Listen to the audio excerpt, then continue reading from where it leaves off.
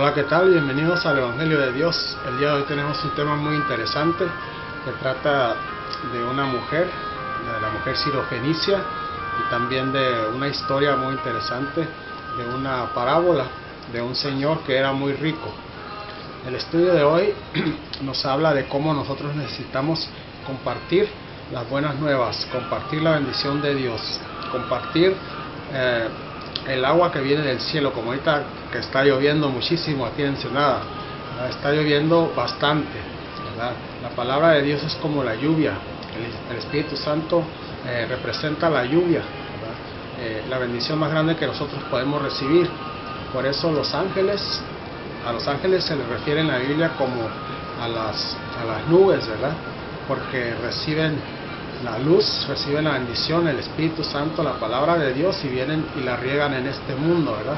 Vienen y riegan a las semillas de este mundo que venimos siendo nosotros. La palabra ángel significa mensajero de Dios, ¿verdad? Por eso nosotros, al recibir el agua, que es pura agua como las nubes, están formadas únicamente de agua, ¿verdad? Así los ángeles de Dios presentan únicamente la palabra de Dios, ¿verdad?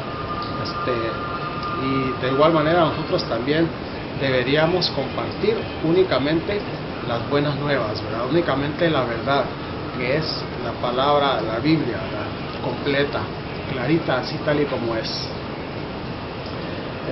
El día de hoy, pues, antes de estudiar la Biblia, quisiera invitarlos a tener una palabra de oración para poner este estudio en las manos de Dios, para poder ser bendecidos grandemente, y también para que Dios pueda abrir nuestro corazón y pueda poner ahí unas gotas de amor, ¿verdad? De agua con amor, para poder compartir este evangelio con toda nación, tribu, lengua y pueblos. Amante Padre Celestial, le damos gracias por una oportunidad más de recibir esa lluvia, de recibir su palabra, Señor, en nuestra vida. Le pedimos que nos pueda instruir, que nos pueda bendecir grandemente. Le pedimos, Señor, que a través de este estudio nosotros podamos mirar cuál es su voluntad, que a través de meditar en estas reflexiones que se encuentran en la Biblia, estas historias que fueron escritas para nosotros podamos ser bendecidos grandemente. Se lo pedimos en el nombre de Jesús. Amén. Muy bien.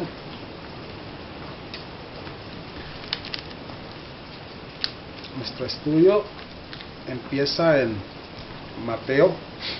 Bueno, vamos a ir a Marcos primero, Marcos capítulo 7, versículo 26. En el Nuevo Testamento, segundo libro, después de Mateo. El libro de Marcos 7, 26, y dice así: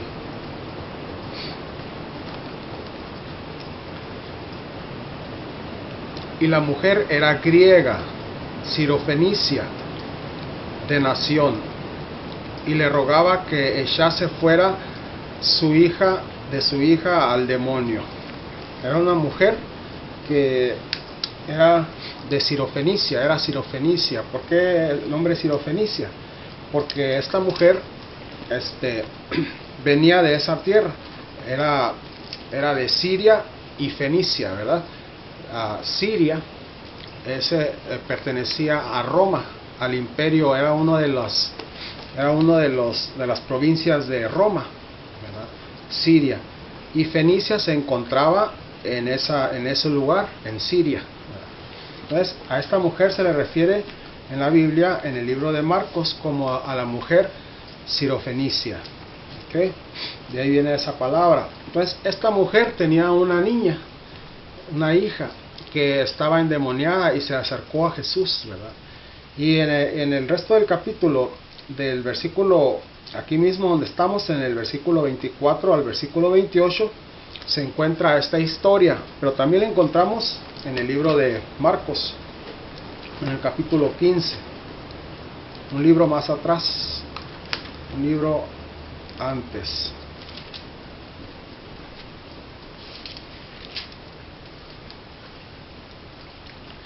empezando del versículo 22.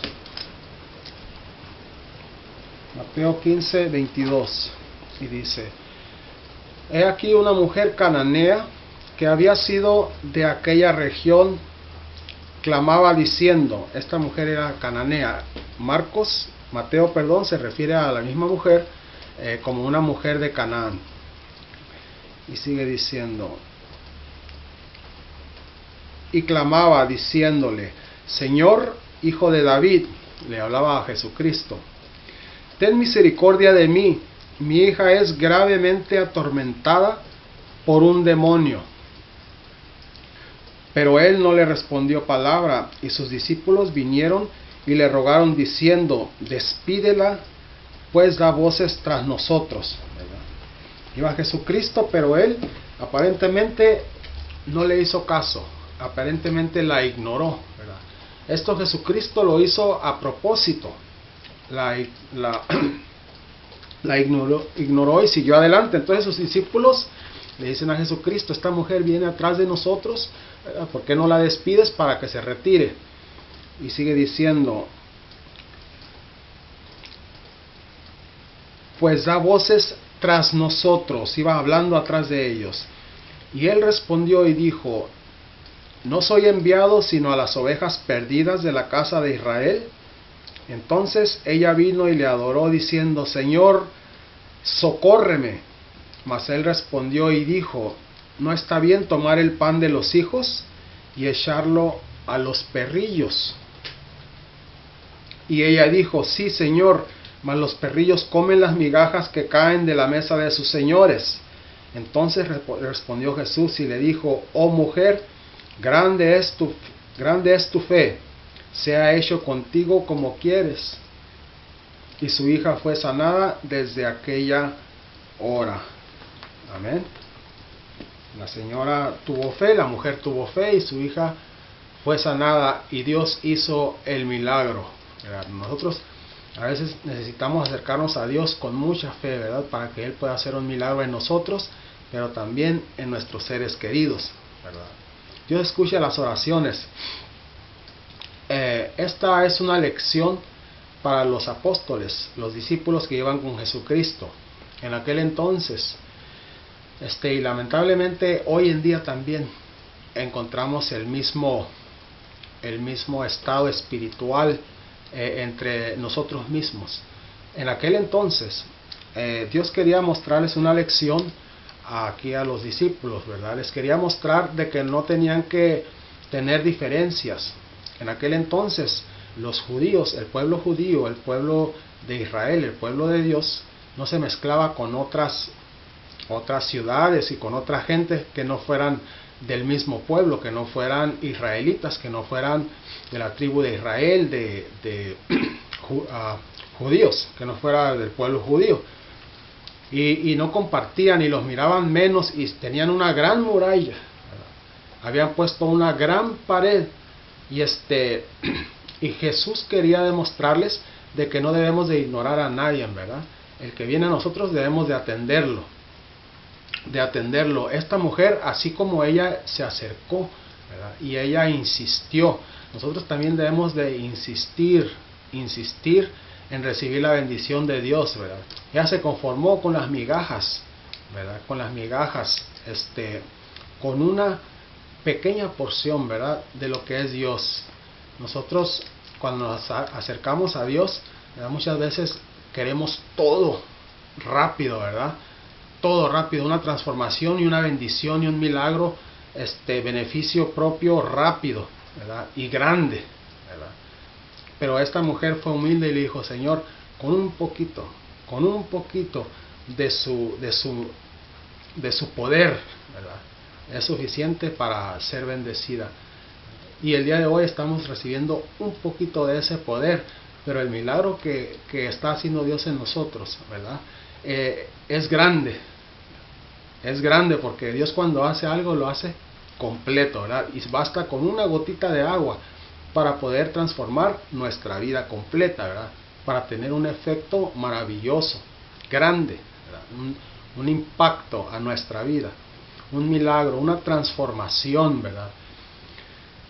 El demonio que se encontraba dentro de esa niña no solamente representa a los espíritus del enemigo, ¿verdad?, en la vida de una persona, sea inocente o sea culpable, ¿verdad?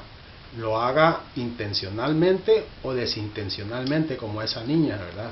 Ella no lo hacía intencionalmente, ella tenía ese espíritu, ¿verdad? Ese es el pecado que todos nosotros tenemos en este mundo, porque somos de este mundo. Nosotros necesitamos que venga Dios, ¿verdad?, y permitirle a Él que haga la transformación. Necesitamos acercarnos a Dios para recibir la vida eterna, ¿verdad? Porque de nada sirve ser bueno si no tenemos a Dios en nuestra vida, si no aceptamos el regalo de Jesucristo.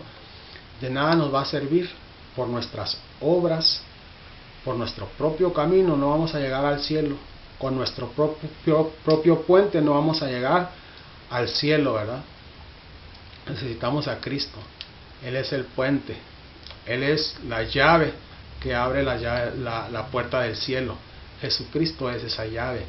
Pero necesitamos primero nosotros permitirle entrar a nuestra vida, ¿verdad? Abrir las puertas y abrir nuestro corazón y decirle a Dios, por favor, haga el milagro, ¿verdad? Lo necesito, ¿verdad?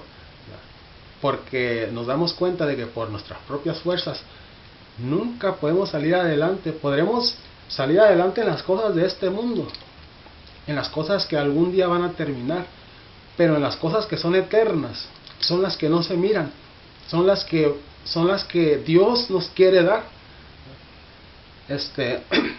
Es una lección maravillosa, ¿verdad?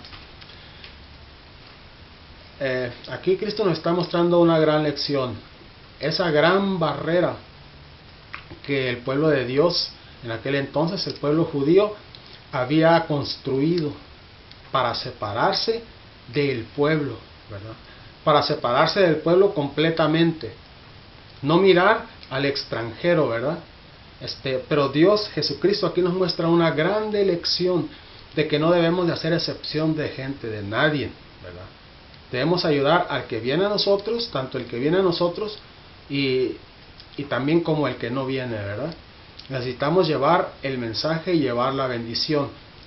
Todos tienen el derecho de elegir si reciben la lluvia, ¿verdad?, si reciben la bendición de Dios o si la rechazan.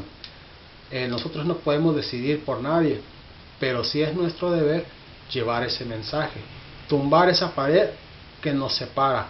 Muchas veces inclusive en nuestra iglesia sucede, ¿verdad? Estamos tan concentrados en nuestra iglesia, ¿verdad? Decimos que somos el pueblo de Dios y estamos en la iglesia, pero no vamos afuera.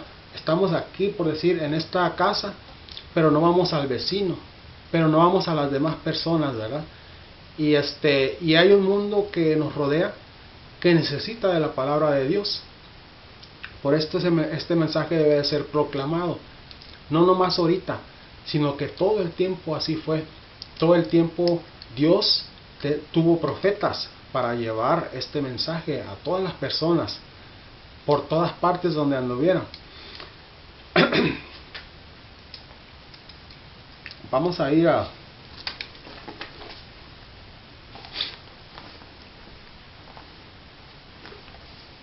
la parábola del rico, que se encuentra en Lucas. Si me permiten un momentito, por favor. Nos habla de un hombre rico, y este hombre se dedicó toda su vida a guardar y a guardar dinero, a guardar bienes, a guardar riquezas, las riquezas de este mundo.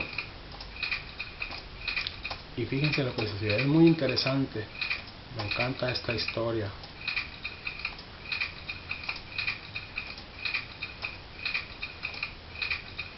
Lucas 12, del 17 al 20.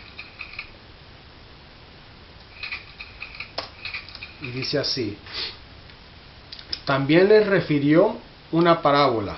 Esta es parábola, la otra fue historia de vida real, un acontecimiento que se llevó a cabo. Y esta es una ilustración, una parábola. Y dice: la heredad de un hombre rico había producido mucho, y él pensaba dentro de sí: diciendo, ¿qué haré? Porque no tengo dónde guardar mis frutos. Tenía tanto que no tenía dónde guardar. Y dijo, esto haré, derribaré mis graneros y los edificaré, más grandes, y ahí guardaré todos mis frutos y mis bienes. Ya tenía graneros, pero los iba a hacer aún más grandes porque sus riquezas habían aumentado. Y dice, y diré a mi alma, muchos bienes tienes guardados para muchos años. Nos vamos a detener un poquito aquí. Necesitamos aclarar algo. Alma. La palabra alma. Muchas veces la confundimos con la palabra espíritu. No es lo mismo. La palabra alma, la palabra que encontramos aquí, se refiere a nosotros ahorita. Ahorita. Somos un alma viviente. Somos un alma porque estamos vivos, porque tenemos dos cosas. Tenemos carne, que viene siendo la tierra, y tenemos espíritu. El espíritu que Dios nos da cuando recibimos el soplo de vida. Nosotros estamos vivos porque respiramos. Dios hizo al hombre de barro y sopló en su nariz aliento de vida. El ruaj, el espíritu. Por eso nosotros respiramos. Si nosotros dejamos de respirar, ¿qué pasa? Nos morimos. La vida está en el aliento que Dios nos da. Es el espíritu, es la vida. Como cuando el Espíritu Santo vino al mundo, el espíritu vino al mundo, le dio vida, ¿verdad? Le dio vida a este mundo. Nosotros somos igual que el mundo, pero nosotros somos personas, somos hijos de Dios, ¿verdad? Es muy diferente. Pero también el mundo, el Espíritu Santo le dio la vida. Cuando vino al mundo empezó a formar todo. Ahí estaba Jesús, el Padre, el Hijo y el Espíritu Santo. Está la presencia del Espíritu Santo. El Espíritu vino y dio vida a este mundo. La luz, ¿verdad? Vino y trajo luz a este mundo. La vida, el Espíritu. ¿Ok? Entonces, la palabra para espíritu. Nosotros somos, que dijimos dos cosas. Espíritu y tierra, que es carne, que es lo mismo, ¿verdad? Espíritu, la palabra para espíritu es ruaj en hebreo, ¿verdad? Que es soplo de vida. Tiene varios sinónimos. Soplo de vida, aliento, aire, espíritu. ¿Okay? Junto con la tierra, espíritu y tierra juntos hacen lo que somos ahorita, un alma viviente. Entonces, por eso se refiere aquí a alma. Y esta palabra tenemos que todo el tiempo tener mucho cuidado, porque a veces como que se nos olvida, ¿verdad? A veces confundimos el espíritu con el alma. Cuando nosotros morimos, el alma, ¿qué pasa? Desaparece, porque la tierra vuelve para abajo, el espíritu vuelve para con Dios, y nuestra alma pues desaparece, ¿verdad? Entonces dice este señor rico, diré a mi alma, alma, muchos bienes tienes guardados para muchos años, descansa, come, bebe y regocíjate. Pero Dios le dijo, necio, esta noche vienen a pedirte tu alma, y lo que has guardado, ¿de quién será? Así es el que hace para sí tesoro y no es rico para con Dios, ¿verdad? Dios nos pide no amontonar los tesoros, ¿verdad? No guardar las riquezas en el closet, porque necesitamos las riquezas. Dios nos las da porque es el que nos da todo lo que tenemos. Dios nos las da para compartirlas con los demás, y se refiere a todo. Se refiere a la comida, a la ropa y a la casa, vestimenta y casa y comida, tanto física como espiritual. También se refiere a compartir el alimento espiritual, y ese es el más importante de todos, compartir el alimento espiritual. Okay, Jesucristo, cuando fue en ayuno, cuando duró 40 días en ayuno en el desierto antes de empezar su ministerio. Jesucristo empezó a los 27 años, fue bautizado y empezó su ministerio, que duró 3 años. Antes de ser bautizado fue al desierto. Antes de empezar su ministerio fue al desierto.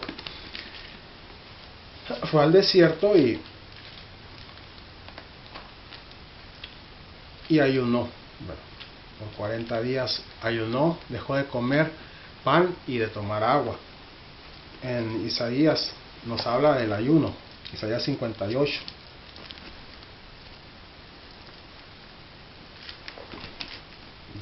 Y dice el ayuno que yo escogí. Hay un ayuno que Dios escogió. ¿Okay? Pero hay un ayuno que el hombre escoge. Jesucristo dejó de ayunar antes de empezar su ministerio, antes de recibir la potestad otra vez, ¿verdad? Antes de recibir el derecho de otorgarnos vida eterna al que sea obediente, antes de morir por nosotros, así como lo hizo sin pecado. Morir sin pecado a Jesucristo le dio derecho de retomar el imperio que Adán había perdido y ofrecernos, otorgarnos vida eterna al que obedezca sus mandamientos y guarde su palabra. En el jardín, Adán y Eva pecaron por la comida, por lo que comieron. Y a través de dejar de comer, Jesucristo se fortaleció en el desierto, se negó a sí mismo, negó los deseos de su carne, ¿verdad? Entró en abnegación completa de ingerir alimento para recibir fortaleza, para fortalecerse por el área donde había caído Adán y Eva.